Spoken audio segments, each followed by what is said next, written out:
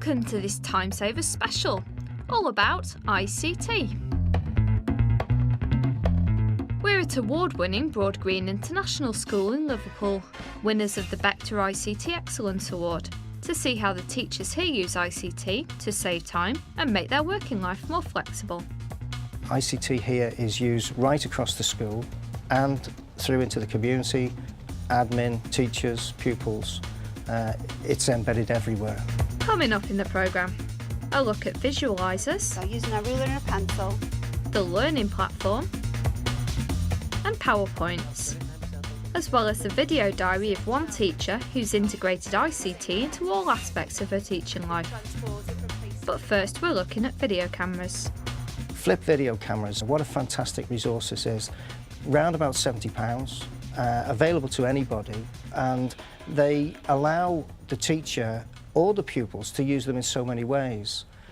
Here we go, get into groups of 6. I'm going to put you in groups of 6. Then you're going to take 2 minutes to listen to each other's presentations and give each other tips on how they could perform better. I'm not going to give you the cameras yet. We're going to practice first, 2 minutes, and then we're going to get the cameras out and we're going to video these, all right? So listen. We use video cameras for many reasons. One of the main reasons is for peer assessment, where we get kids to work together and kind of video each other.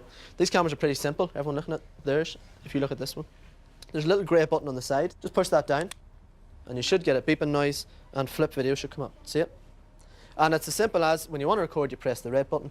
When you want to stop recording, you press the red button again, okay? In today's lesson, the kids were asked to video each other on peer assessment. In lesson 1, they were asked to write a speech, and in lesson 2, the task was to work together as a team, to film each other and kind of assess each other and work out what people are doing well and how they could improve.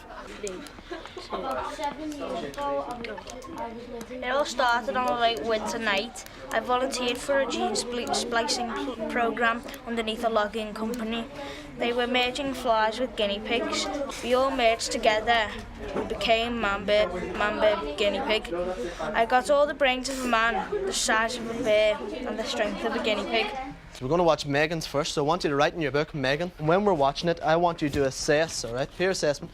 I want you to assess whether Megan is performing at a level 4 or a level 5, okay? I find the camera saves me a lot of time in lessons because it cuts down the time that the kids have to get up and perform in front of the rest of the class. So it could have took me 2 or 3 lessons to watch every performance, but now I have them all saved on camera and I'm able to look at them in my own time and save them for evidence. It also is enjoyable for the kids. They're able to video each other, they're able to work together as a team, and I'm able to spend more time with groups instead of focusing on 1 or 2 pupils. We use them in a number of ways. We use them for training purposes, where one night a week, if there's any practicals teachers haven't seen, we can get them to come into the prep room and we'll film. So if there's any teachers who haven't been able to make it, we can show them back at a later date for them. I'm going to do the thermos reaction, which is quite an explosive reaction. Pass me the safety screens. We have to do it behind safety screens because it can get quite violent.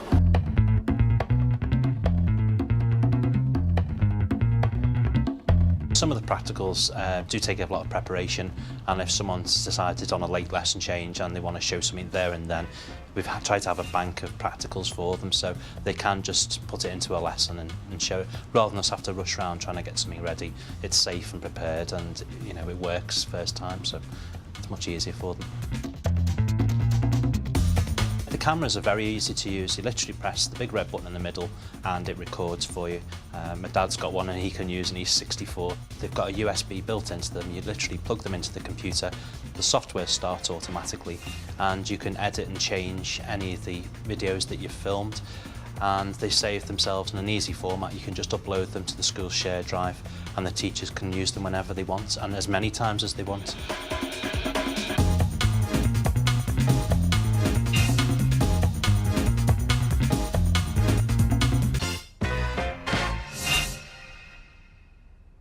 My name's Sarah, I'm an English teacher at Broad Green International School, and this is my video diary on how I use ICT in my daily life to save time. Morning, Holly. Morning, mate. Kyle. ICT is such a time saver for me, not only emails but for PowerPoint, making the lessons interactive and using them on a day-to-day basis. So the first thing that we are going to do, we're going to be using our voting pants, looking at the historical context of when Frankenstein was created. So on your voting pad there's numbers and there's going to be questions on the board, and there's 4 possibilities of answers.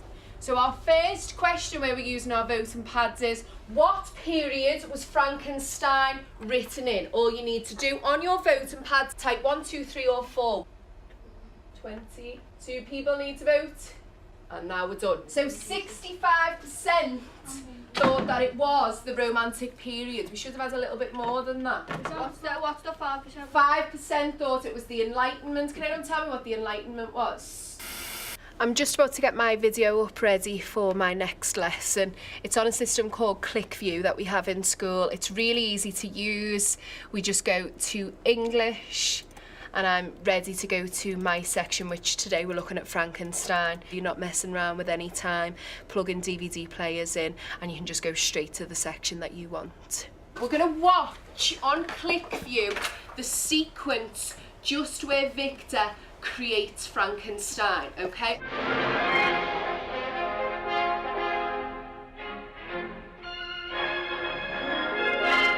So when we put these under the visualiser, the brave people that are going to let us mark theirs, I want you to look at the following things when we read it out.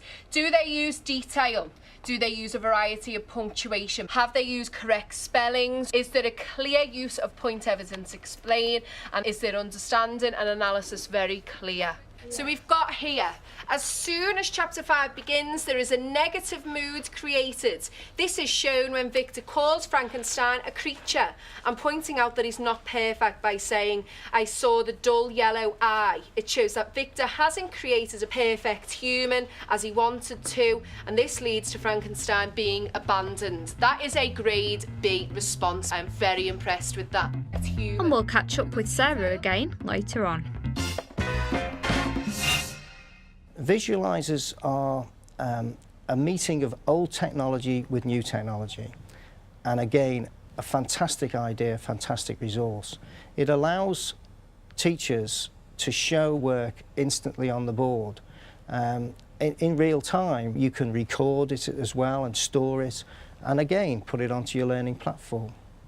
What we're going to look at today is constructions, and we'll mainly be working at grade C. But we need to master the techniques of these constructions to move up to grade B later on, okay? So what we're going to be looking at today is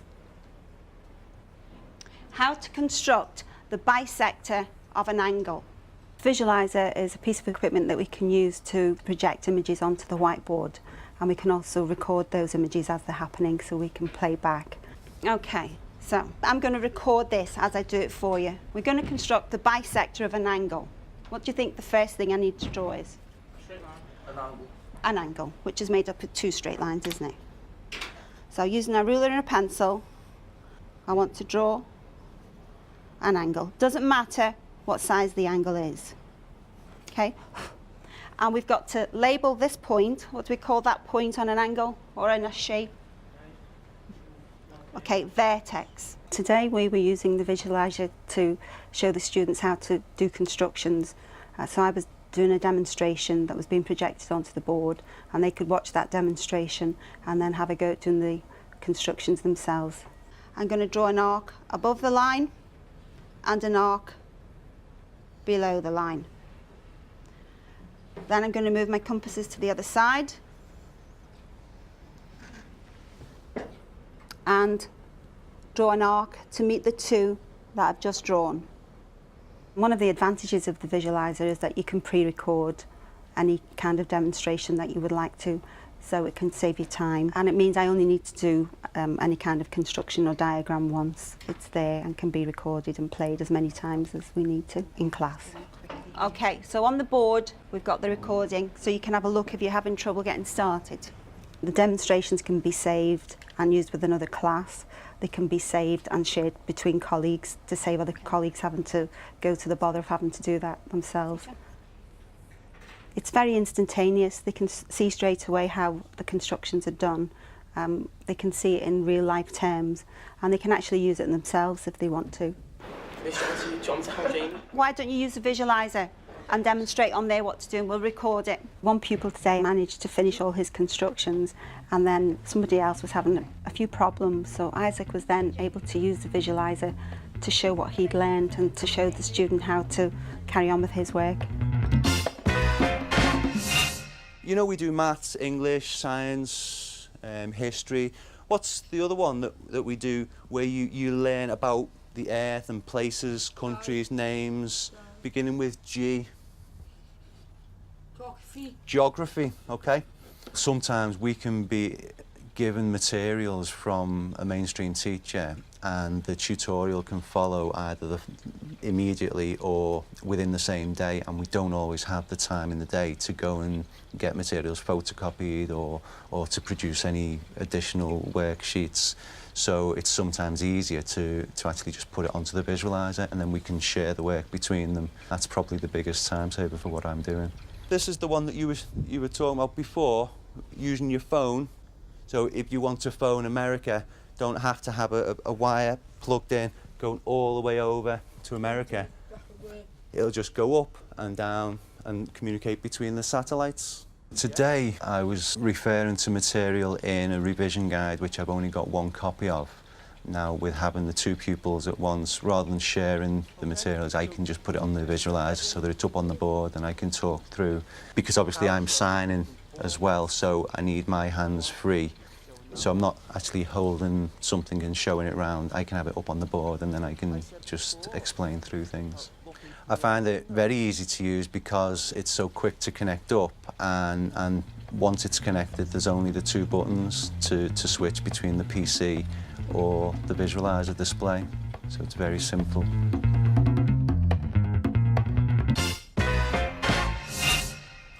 I'm just got a free period now, so I'm just using that time to do some research on the internet.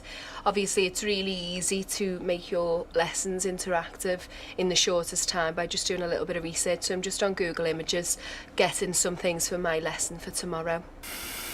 Right, every year except a leap year has 365 days. Okay, put your hands up if you're willing to come up and just press the board. Fiona, coming up on. Watch out for that twice. Well done. Brilliant.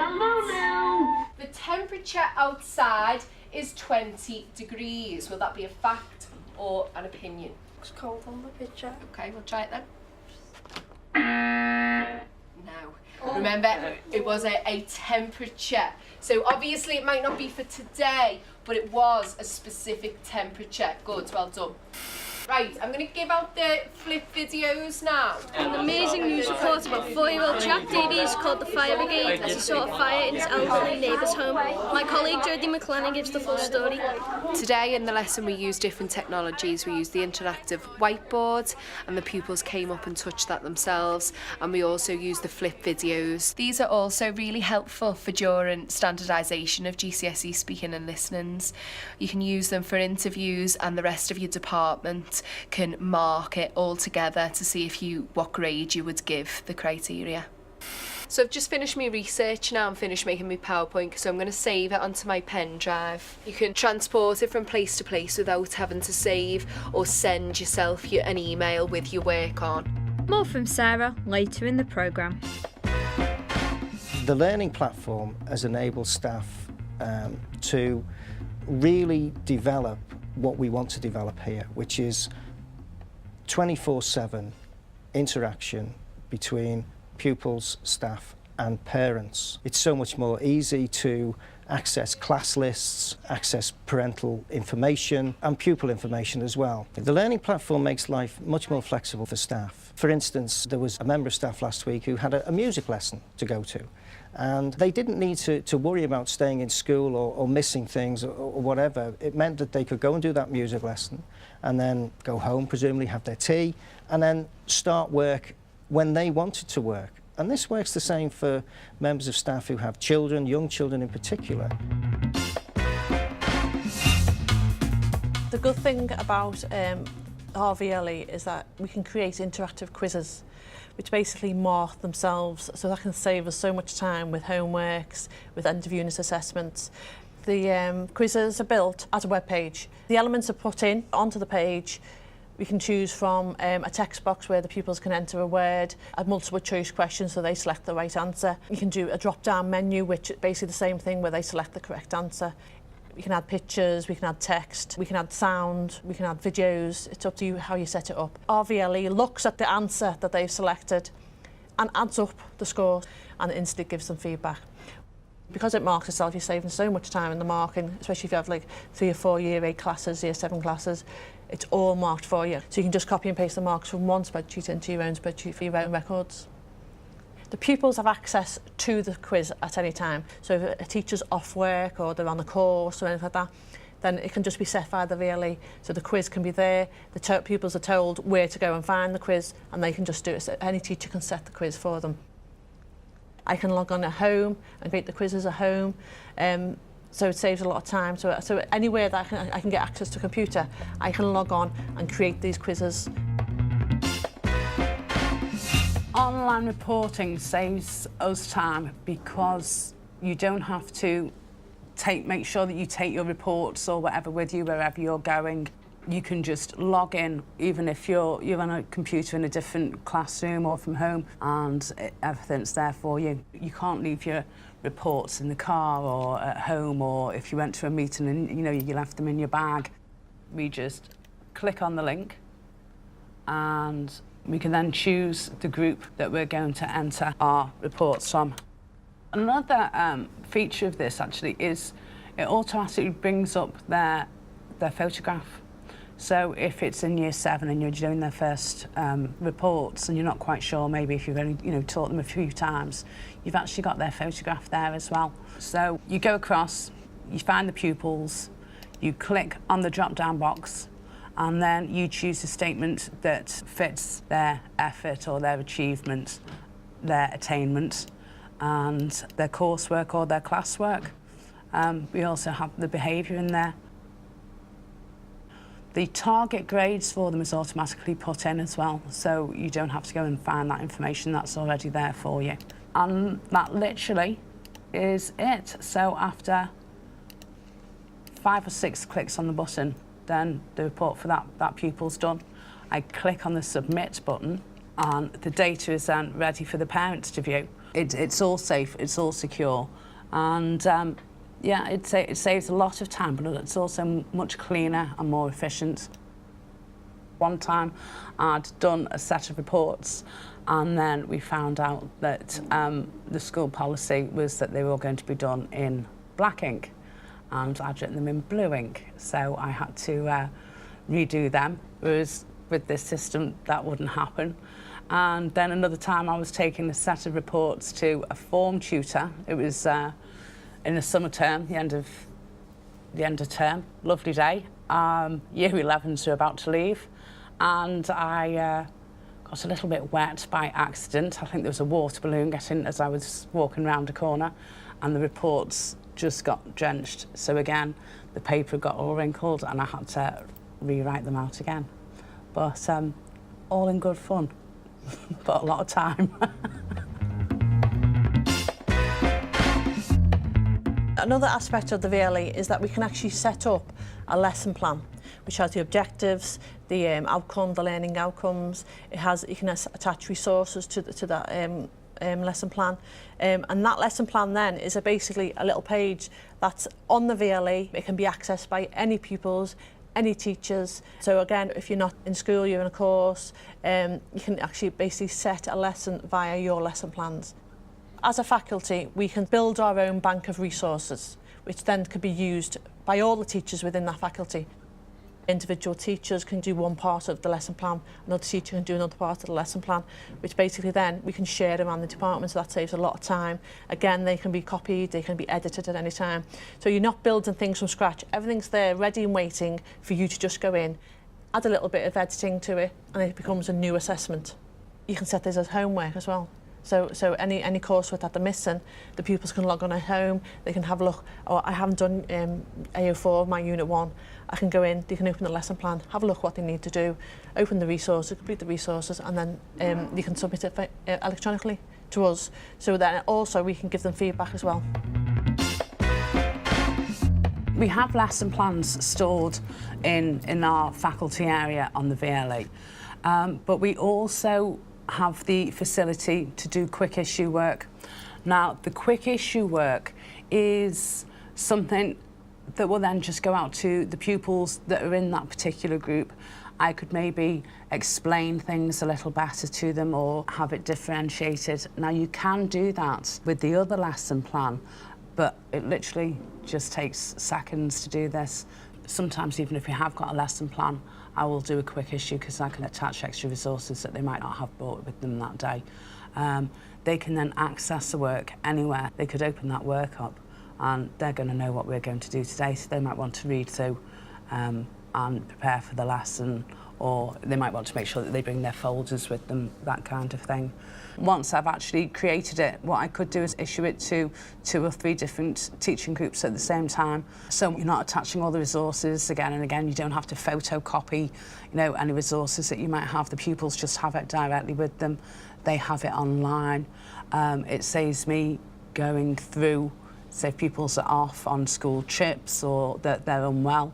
The pupils that keep up to date with what the rest of the class are doing. So that saves an immense amount of time in the long run when they come back into school and, making sure that they feel as if they're still right up to date with the class. And, of course, the communication, rather than pupils having to try and find me, or if I'm teaching or if I'm busy, you can still communicate via this, and it's very personalised. So I've just got home now, so I've just logged on to the school's VLE.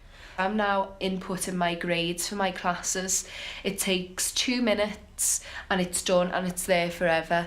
If we didn't have the VLE, it would be all written, and that just isn't feasible with the time restraints that we have. Quickly, I've done this now and I can get on to my next task. Another really good time saver that the VLE has is that we can reach the shared drive that our school has from home, which is really, really helpful, because when I've done my PowerPoints, I can actually save them to the school system, and when I get to work, they're there already, so there's no messing around with the likes of a USB or having to email, so it's really quick and easy and saves me a lot of time. So it's 5 o'clock now and I've finished for the day. You've been with me for my daily life and how I use technology, from the visualiser to the VLE to the different PowerPoints, even the flip video cameras, and I can honestly say it saves me a severe amount of time.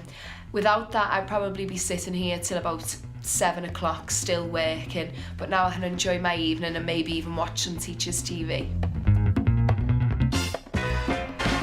PowerPoints are everywhere. Often you would say death by PowerPoint, perhaps.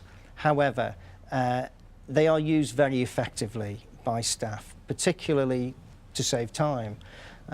If you've got a number of Year 9 classes or Year 8 classes, you can create one PowerPoint and then adapt it as you go along. And you can reuse it time and time again. What you're going to be using for me today is a ruler and a pencil and a pair of compasses. Why are we doing this today? Well, if you want to be an architect, this is something that you probably come across, okay? You might need to do some kind of constructions. Draftsman, does anybody know what a draftsman is? I probably use PowerPoints most days because it means I can plan my work and it's there for me. I don't have to waste time writing on the board. It also means that it's much clearer and much more visually pleasing for the pupils.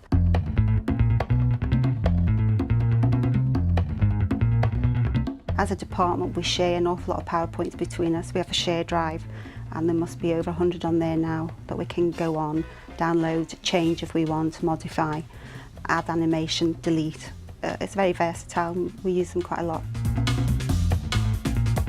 I can also go onto the internet, and there are various sites where you can download PowerPoints that, again, you can either use as they are or adjust to suit yourself. The 2 main places I source my PowerPoints from are sites called eMaths and worldofteaching.com, and they're free to teachers. They can download them, modify them and save them. What you're going to need for this is your notes and your voting pad, okay? Are we listening? Don't press anything yet. I'll just ask you the question and then I'll question a couple of you on what you got or what you wrote down. Okay, everyone happy? Everyone got this in front of them? Joe, you awake? Got it? Good man? All right. So what level did pupil 1 achieve? Who was pupil 1? Remind me?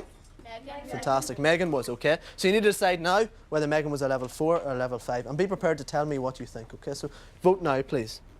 The voting pads are used widely in the English department, and they're so simple. If we make a PowerPoint, you have the option of inserting an interactive slide, and it's that easy. It's just like making a PowerPoint, but one of your slides is going to kind of involve all of the pupils.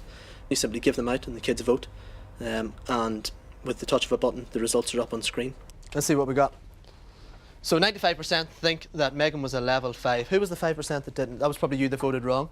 Yeah. That came up. Okay, so fair enough. So let's say 100% think it was level 5. Tom, give me one reason why Megan was a level 5. I make all my own PowerPoints.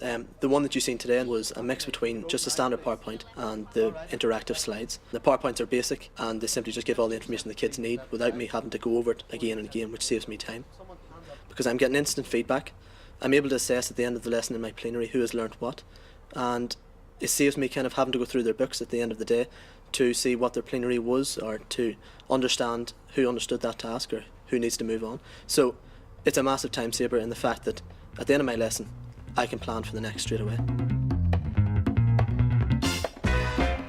As we move forward into the future, teachers quite rightly may be concerned about how all this is going to affect them.